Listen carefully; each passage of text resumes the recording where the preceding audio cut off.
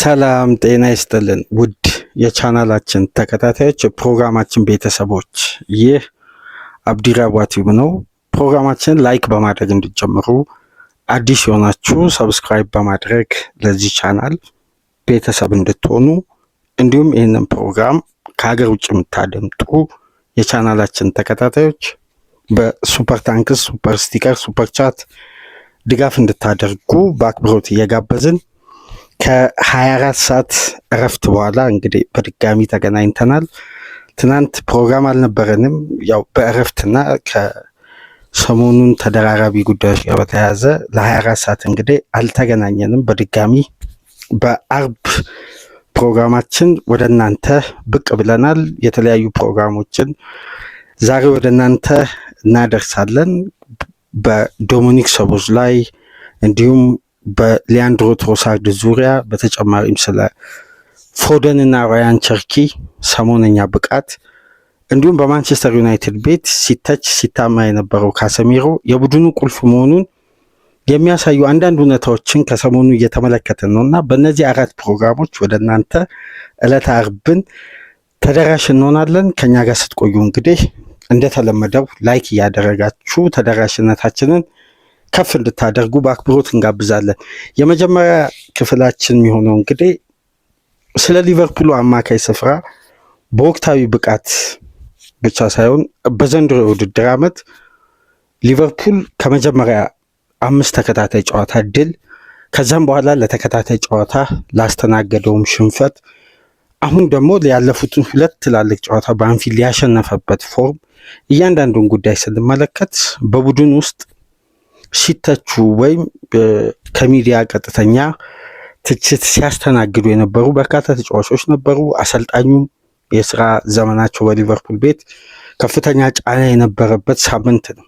አሁን እንግዲህ ነገራቶች እየተቀየሩ መምጣታቸውን የሚጠቁሙ በርካታ ጉዳዮችን በ2 ጨዋታ መመልከት ችለናል። መቀየራቸውን ደግሞ 100% የሚያረጋግጠው የእሁዱ ፍልሚያ ነው። ከማንቸስተር ሲቲ ጋር በኢትሃድ የሚኖረው ፍልሚያ ለሁለቱም ክለቦች ወሳኝ ጨዋታ ነው። ነገር ግን በዘንድሮ የሊቨርፑል ስብስብ ውስጥ በወጥነት በሚያሳየው መነሳሳት፣ በእያንዳንዱ ጨዋታ ፍላጎት፣ የታክቲካል ዲስፕሊን እንዲሁም ፕሮፌሽናሊዝም፣ በተለይ ደግሞ ታክቲካሊም ቴክኒካሊ ቡድኑን እያገዘ ያለውን አቅም፣ ኢነርጂ፣ እያንዳንዱን ጉዳይ በአግባቡ ሜዳ ውስጥ በመተግበር የክለቡ ቁልፍ ተጫዋች የሆነው ዶሚኒክ ሶቦስላይ በድጋሚ በዘንድሮ የውድድር ዓመት ሊቨርፑል ካደረጋቸው 14-15 ጨዋታዎች ውስጥ አሁንም ይህን ተጫዋች ነጥለን አንስተን እንድንወያይ ለተጨማሪ ሌላ 3ኛ ፕሮግራም ይመስለኛል በዘንድሮ የውድድር ዓመት ስለዚህ ተጫዋች ስናነሳ በእያንዳንዱ ፕሮግራም ውስጥ የምናነሳቸው ወቅታዊ ብቃቶች አሉ።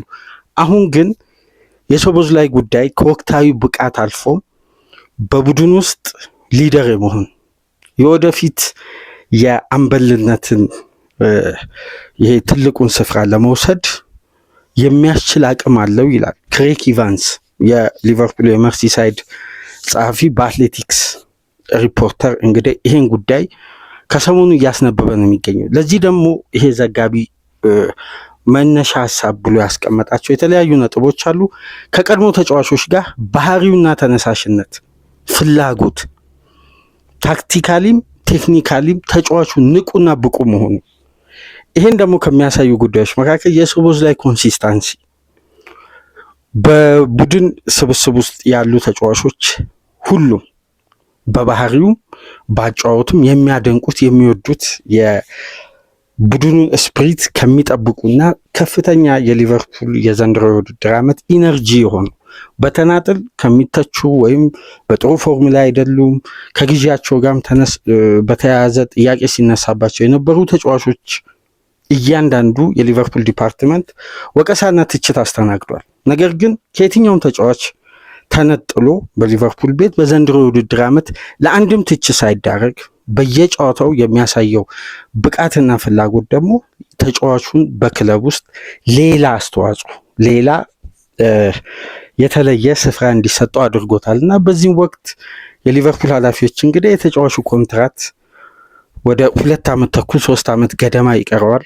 እስከ 2028 ነው በሊቨርፑል ቤት የሚያቆየው ኮንትራት ያለው። ከወዲሁ የሶቦስላይን ኮንትራት ለማራዘም እና አሁን ከሚያገኘው 130,000 ፓውንድ ወደ 180 ወደ 200,000 ፓውንድ በማሳደግ በተጫዋቹ ኮንትራት ላይ ቨርጂል ቫን ዳይክ ኮንትራቱ ሲጠናቀቅ ያው በሊቨርፑል ቤት የመቆየት እድሉ በጣም ጠባብ ነው። ምክንያቱም አሁን ላይ 34 ዓመቱ ላይ ነው የሚገኘው ይሄ የሊቨርፑል አምበል የመሃል ተከላካይ።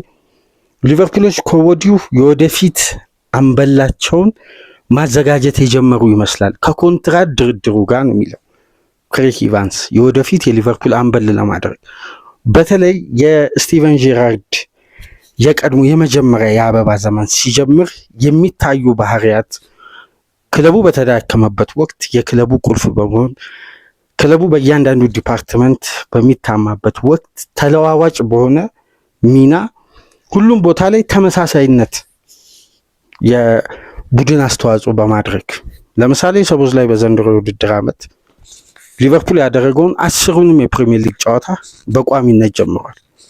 ሻምፒየንስ ሊግ ያደረገውን 4ቱንም ጨዋታ በቋሚነት መጀመር ችሏል። በእያንዳንዱ ጨዋታ ደግሞ ሙሉውን 90 ደቂቃ አጠናቋል። ተቀይሮም አልወጣም። ለእያንዳንዱ ጨዋታ ደግሞ ሲያሳይ የነበረው ተነሳሽነት፣ ፍላጎት በበለጠ ያለፉት ጊዜያትን ሊቨርፑል በውጤት ውጣ ውረድ ውስጥ በገባበት ወቅት ክለቡ ተስፋ እንዲታይበት ከሚያደርጉ ትላልቅ እንቅስቃሴዎች መካከል ግንባር ቀደምና የመጀመሪያ ተጫዋች ነው። የሊቨርፑል ደጋፊዎች በክለባቸው ተስፋ እንዳይቆርጡ ይሄ ከዚህ ቀደም ስቲቨን ጄራርድ ሊቨርፑልን ከምንም ላይ የሚያነሳበት የቡድኑ ቁልፍ ሆኖ የማሸነፊያ ግቦችን በሚያስቆጥርበት ቡድኑ ትላልቅ ክላስ ያላቸውን ብቃቶችን በሚፈልግበት ሰዓት በእያንዳንዱ እንቅስቃሴ ላይ የሚያሳየው ፍላጎትና ተነሳሽነት ጄራርድን ወደ ተሻለ ደረጃ ከፍ አድርጎት የክለቡ አምበል እስከመሆን ድረስ ያበቃው ነበር። ልክ የዛ አይነት ባህሪ የሊቨርፑል ኃላፊዎች ሶቦስላይ ላይ እየተመለከቱ ነው የሚለው የክሬግ ኢቫንስ ዘገባና አሁን የዶሚኒክ ሶቦስላይን ኮንትራት ለማራዘም ሊቨርፑሎች ማቀዳቸውን ተከትሎ ድርድሮች ተጀምረዋል። በቅርብ ሳምንት የመጠናቀቅ እድላቸው በጣም ሰፊ ነው የሚለው አሁን ላይ ባለው የድርድር ሁኔታና የቀድሞ ተጫዋቾችም አሁን በሚዲያ በኩል የሚሰሩ ትላልቅ ጋዜጠኞችም በዘንድሮ የውድድር ዓመት ሊቨርፑል ከፍተኛ ኢንቨስትመንት አድርጎ ነው እንግዲህ እንደምታውቁት ሲዝኑን የጀመረው ወደ ግማሽ ቢሊዮን ፓውንድ ገደማ ነው ኢንቨስት ያደረገው በተጫዋቾች ዝውውር ላይ። ነገር ግን እነዚህ ዝውውሮች ሲከናወኑ በእያንዳንዱ ዝውውር ጀርባ ለምሳሌ ሊቨርፑል የፊት መስመር ተጫዋች በሚያጠናክርበት ወቅት ትላልቅ ዝውውሮች በተፈጸሙ ቁጥር የሊቨርፑል ላይንአፕ ፕሪዲክሽን የዘንድሮ የውድድር ዓመት የምርጥ 11 ግምታዊ አስተላለፍን ሲያወጡ አብዛኛው የሚዲያ ባለሙያዎችም የቀድሞ ተጫዋቾችም ትንተና ሲሰጡ ሶቦስላይን የምርጥ 11ዱ አካል አድርገው አይደለም። ተጫዋቹ ከዚህ ተነጥሎ ነው። በተለይ ደግሞ የፍሎሪያን ቪርትዝ ማምጣት መጀመሪያ ቆይታውንም በምርጥ 11 በየጨዋታው መግባቱን ጥያቄ ውስጥ የፈጠረው የሶቦስላይን ጉዳይ ነበር። በአሁን ሰዓት ግን ከየትኛውም ተጫዋች በላይ ቦታውን ያስከበር ምንም እንኳን በተለዋዋጭ ሚና ከጨዋታ ጨዋታ በእያንዳንዱ ጨዋታ የሚሰጠው ሚና የተለያየ ቢሆንም ነገር ግን ከምርጥ 11ዱ ከማይነኩ ተጫዋቾች አሁን ላይ ግንባር ቀደም የመጀመሪያ ተጫዋች ሶቦስላይ ማስቀመጥ በዚህን ሰዓት የሊቨርፑልን ትልቁን ኢነርጂ ማጉደል የአማካዩን ስፍራ አሁን በተለይ ለሁለት ተከታታይ ጨዋታ ለታየው ከፍተኛ ብልጫና ድል አስደናቂ ትልቁን አስተዋጽኦ ያደረገ ተጫዋች ነውና በሊቨርፑል ቤት ዋስትና ካላቸው የምርጥ 11 ፖዚሽኖች ላይ አሁን ላይ በአስተማማኝ ሁኔታ ባለው ብቃት ቴክኒካሊም ታክቲካሊ ያለውን አቅም ለቡድኑ አውጥቶ በማበርከት አሁን ላይ በቂ ዋስትናና በስሎት በዚህን ሰዓት ትልቅ እምነት ከተጣለበት ተጫዋቾች ተርታ አንደኛ ነው። ይህንን ተከትሎ ነው እንግዲህ ከበስተጀርባ ስራዎች የተጀመሩት። ተጫዋቹን በሊቨርፑል ያለው ቆይታና ረጅም ጊዜ ከክለቡ ጋር ለመቆየት በርካታ ስኬቶችን ለማምጣት ዝግጁ መሆኑን ገልጿል ከሳምንት በፊት በነበረ ጋዜጣዊ መግለጫ ላይ። ነገር ግን ሶቦስላይ ለዚህ ያበቃው ዋነኛ ይሄ ተነሳሽነት፣ ይሄ ፍላጎት ዛሬ ላይ የቡድኑ ቁልፍ ተጫዋች እንዲሆን ካስቻሉ ምክንያቶች መካከል ተብሎ የተለያዩ ዝርዝሮች ወጥተዋል በክሬግ ኢቫንስ ዘገባ ላይ።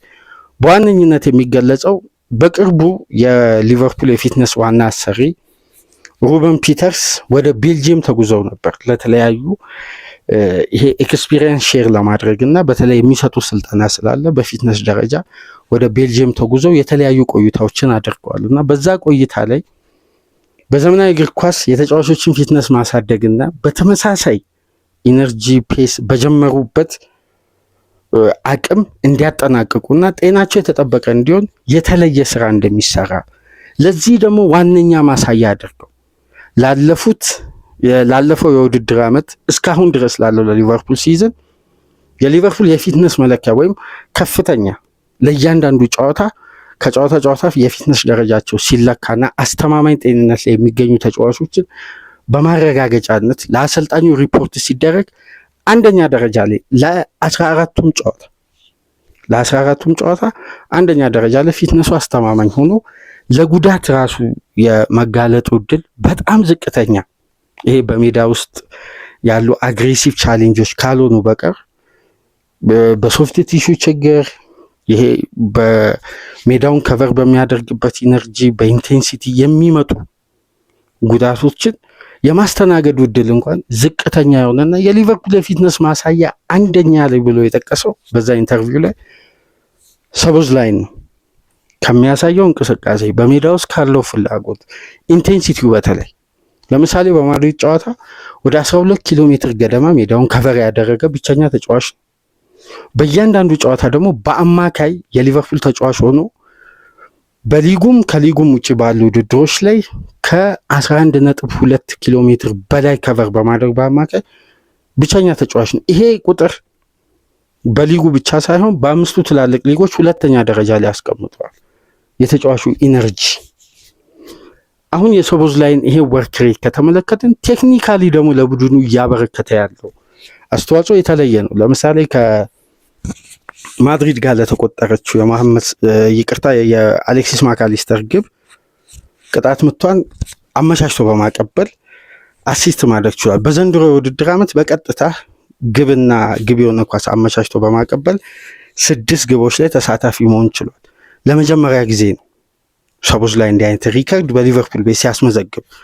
ወደ ሊቨርፑል ከተዘዋወረበት ጊዜ አንስቶ እንግዲህ እንዲህ አይነት አስደናቂ አጀማመርና በተጫዋቹ ላይ በጤንነትም በብቃትም አስተማማኝነት ታይቶ አይታወቅም። ለምሳሌ በሊቨርፑል ቤት በፈረመ የውድድር ዓመት የመጀመሪያ 4 እና 5 ጨዋታ የነበረው የተጫዋቹ አስደናቂ የሜዳ ውስጥ እንቅስቃሴ በስፋት ይገለጽ ነበር። ከዛም በኋላ ባጋጠመው የባት ጉዳት ተጫዋቹ ለተከታታይ ሳምንት ፊት ሳይሆን በጀመረበት ያጫወት መንገድ መቀጠል አልቻለም። ስለዚህ የርገን ክሎፕ ቦታውን ሽፍት በማድረግ አንድ ስቴፕ ወደፊት እንዲጠጋ ነው ሚና የሰጡት። ነገር ግን ወደ ሊቨርፑል ከተዘዋወረበት የመጀመሪያ ሳምንታት ከተመለከታችሁ ወደኋላ ዘንብሎ ልክ አሁን አሌክሲስ ማካሊስተር የሚጫወቱበት ፖዚሽን ላይ ነበር አብዛኛውን ጨዋታዎች ሲያደርግ የነበረው ሲዝኑ ሲጀምር። ለዛም ይመስላል አስደናቂ ሹቶችን እያስቆጠረ ከኤሪያ ውጪ በሊቨርፑል ቤት በፍጥነት አዳፕት ማድረጉ ሲነገር ነበር። ነገር ግን በዛ ሙገሳና ብቃት መቀጠል አልቻለም። ተደራራቢ ጉዳት ሲያስተናግድ እንግዲህ ወደ ሲዝኑ መጨረሻ አካባቢ እንደገና አቅሙን ጉልበቱን ሰብስቦ የተወሰኑ ተጽዕኖችን ለመፍጠር ችሎ ነበር። ብዙም የመጀመሪያ ዓመት ላይ በተጠበቀው ደረጃ ባይሆንም ግን ጥሩ ሲዝን አሳልፎ ነበር ያጠናቀቀው። በተጠናቀቀው የውድድር ዓመት ደግሞ ከአርነ ስሎት ጋር አሰልጣኙ ከኳስ ውጭ ባለው ከፍተኛ ተጋጣሚ ላይ ጫና በመፍጠር ኢንተርሰፕት በማድረግ ትላልቅ ኤሪያዎችን ከቨር የሊቨርፑል ዲፌንሲቭ አክሽን ላይ ከፋይናል ሰርድ ጀምሮ ኃላፊነት እንዲወጣ ከቴክኒክ ይልቅ ኦፍ ዘ ቦል ያለው ወርክ ሬት ከፍ ብሎ ነበር የተጫዋቹ የሚታየው።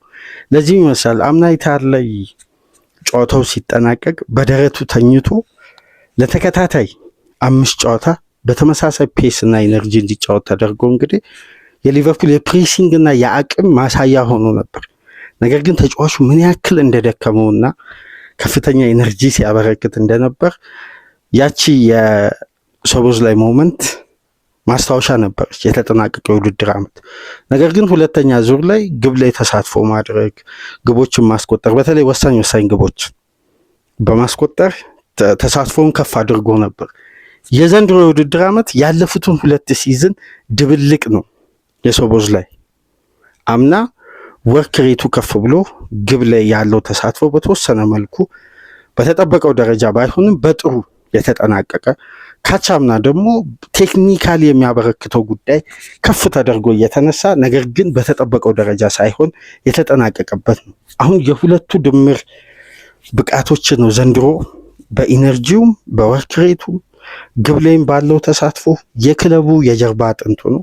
ለአርነ ስሎት አስተማማኝነቱን ከጨዋታ ጨዋታ በማሳየት በቀኝ ፉልባክ፣ በግራ 8 ቁጥር፣ በቀኝ በአንዳንድ ጨዋታዎች ደግሞ ዲፕ ላይን ፕሌይ ሜከር በመሆን በ6 ቁጥር ሚና በተለዋዋጭ ደግሞ የማጥቃት እንቅስቃሴ ላይ ወደ ክንፍም እየወጣ ቡድኑ እያገለገለ ነው የሚገኘውና የሶቦስላይ አስተማማኝነት ከጨዋታ ጨዋታ ከፍ ብሎ አሁን ለተጫዋቹ ከፍተኛ ደሞዝ ማሻሻያ እንዲሁም የረጅም ጊዜ ኮንትራት እስከ 2031 የውድድር ዓመት የሚያቆየውን ኮንትራት ለማደስ የሊቨርፑል ዋና ኃላፊዎች እንግዲህ ተስማምተው ቅድመ ዝግጅታቸውን እያጠናቀቁ እንደሆነ ነው ክሪክ ኢቫንስ ይዞ በወጣው ዘገባ ላይ መመልከት የቻልነው እና አብዛኛውም የሊቨርፑል ደጋፊ የሚስማማ ይመስለኛል ከዘንድሮ የሶቦስላይ ብቃት። በተለይ ማንዴይ ናይት ፉትቦል ያለፈው ሳምንት ከማድሪድ ጨዋታ ቀደም ብሎ ጂሚ ካራገር አንድ ትንተና ሲሰጥ ነበር።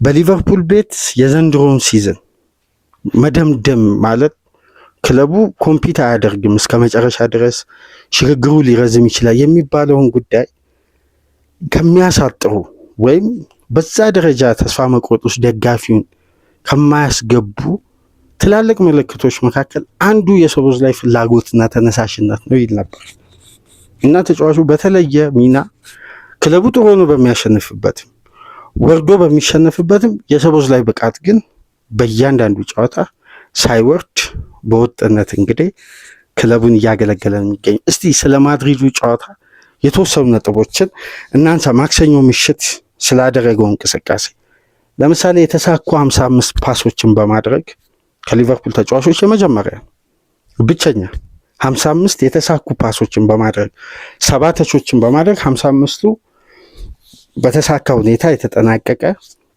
በጨዋታው 5 ኢላማውን የጠበቀ ሙከራ ያደረገ ከሁለቱም ክለቦች ብቸኛ ተጫዋች ነው።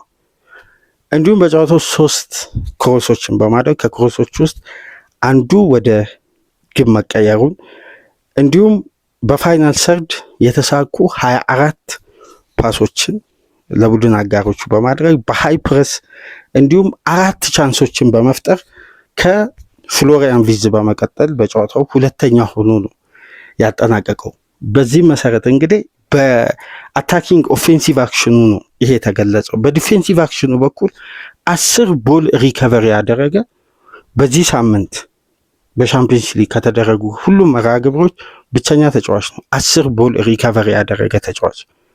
እንዲሁም ከማክሰኞ ፍልሚያ ቅድም እንደነገርኳችሁ ሙሉ ሜዳውን ከቨር በማድረግ እና በከፍተኛ ኢንቴንሲቲ ከፍተኛ ኪሎ ሜትር በከቨር በማድረግ ብቸኛም ተጫዋች ነበርና የሶቦስላይ ሚና ከጨዋታ ጨዋታ ለአርነ ስሎት የሚሰጠው አገልግሎት ከፍ እያለ መጥቶ አሁን በቡድኑ የአምበልነት ደረጃ እየታሰበ የሚገኝ አስደናቂ ቴክኒካል ተጫዋች። ከዚህ ቀደም ብለን ነበር የካካና የጄራርድ ድብልቅ ቴክኒካሊ ታክቲካሊ የሁለቱም ተጫዋቾች ሚና በጋራ በመላበስ ነው። እንግዲህ እንደ ስቲቨን ጄራርድ ተለዋዋጭ ሆነ ሚና በ10 ቁጥር መጫወት ይችላል፣ በግራ 8 ቁጥር እንዲሁም በቀኝ ፉልባክ። እንዲሁም ስቲቨን ጄራርድ እኮ በኢስታንቡል የ3-3 የድራማዊ የሆነ የሻምፒየንስ ሊግ ምሽት ሊቨርፑል ዋንጫውን ባሳካበት 2005 ስሊቪኒዮ ማርክ እንዲያደርግ ራፋኤል ቤኒቴዝ ከረፍት በኋላ የቀኝ ፉልባክ በማድረግ ነበር። ከተወሰኑ ደቂቃዎች ሊቨርፑል 3-3 ካደረገ በኋላ አንጀሎቲ ስሊቪኒዮን በግራ መስመር በኩል ሲያስገቡ ፊነንን በመቀየር ጄራርድን ወደ ቀኝ ፉልባክ ነበር መቀየር የቻሉት እና በዛም ቦታ እንግዲህ አስተማማኝ አገልግሎት መስጠት ችሏል። ዘንድሮ በርካታ ጨዋታዎች ላይ ሊቨርፑል የባላንስ ክፍተት ሲፈጠር ሰቦዝላይ ወደ ቀኝ ክንፍ ስሎት እያወጡ ሲሞክሩት ነበር እና በቦታው ላይም አስተማማኝ ሚና ሲሰጥ ነበር። ለምሳሌ ከአርሴናል ጋር ከኒውካስል ጋር ለተከታታይ ጨዋታ በቀኝ ፉልባክ ቦታ ማገልገል ችሏል። በተለያዩ ጨዋታዎች ሰቦዝላይ ሚናው እየሰፋ አገልግሎቱ ለክለቡ ከፍ ብሎ አሁን በአስተማማኝ ሁኔታ እንግዲህ ክለቡን ወደ ሪትም እየመጣ ተጫዋቹ ወደ ከፍ ወዳለው አስተዋጽኦ በሚታይ ደረጃ ምክንያቱም ክለቡ ውጤት ሳያገኝ ሰቦዝላይ ከፍ ቢል አድናቆቱ ሙሉ አይሆንም። አሁን ሊቨርፑል ድል ባደረገ ቁጥር የተጫዋቹ ሚና እየጎላ ይመጣል። በዛ አስተማማኝ እንቅስቃሴ ነው እንግዲህ አሁን በሊቨርፑል ቤት የረጅም ጊዜ ኮንትራት ለማግኘት መቃረቡ እየተሰማ የሚገኘው እና ይሄ ቴክኒሻል ተጫዋች እንግዲህ በሊቨርፑል ቤት በተሰጠው ቁጥር ልክ ለወደፊትም ለአሁንም ለማገልገል በፕራይም ታይሙ ላይ ነው የሚገኘው። ሊቨርፑል ከየትኛውም ጊዜ በላይ የሶቦዝላይን ልዩ አገልግሎት እያገኘ ነው። እስቲ ለእሁዱ ጨዋታ የአሁኑ የሶቦዝላይ ብቃትና ኳሊቲ በእጅጉ ወሳኝነት አለው። በእሁዱ ቅድመ ጨዋታ ግምገማ ላይ ደግሞ በበለጠ ከሲቲ ተጫዋቾች ጋር እያነሳን ታክቲካሊ እንመለከታለን። አርብ እንግዲህ ከ24 ሰዓት በኋላ በድጋሚ በተመለስንበት ፕሮግራም ስለ ሰቦዝላይ የተወሰኑ ነገሮችን አነሳን። ከዚህ ፕሮግራም በመቀጠል ስለ ሊያንድሮ ትሮሳርድ ደግሞ የተወሰኑ ነጥቦችን እናነሳለን።